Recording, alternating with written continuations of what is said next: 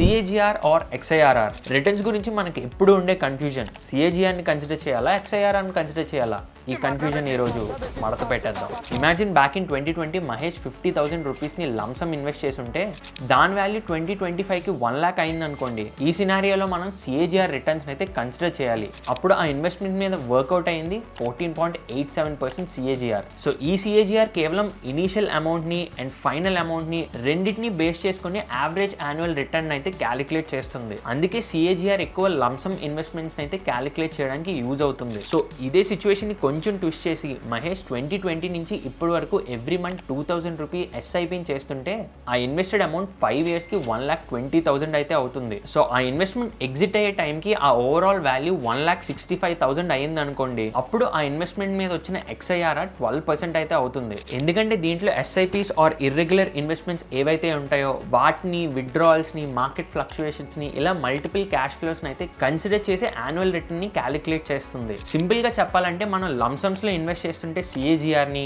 అదే ఎస్ఐపిస్ లేదా multiple times invest చేస్తుంటే ఎక్స్ఐఆర్ఆర్ని కన్సిడర్ చేయాలి. సో నెక్స్ట్ టైం నుంచి సిఏజిఆర్ ఎక్స్ఐఆర్ఆర్ అని కన్ఫ్యూజన్ మీకు వద్దు. అండ్ ఇలాంటి ఇన్ఫర్మేటివ్ కాంటెంట్ కోసం అసెట్ ప్రేమ్ని సబ్స్క్రైబ్ చేసుకోండి.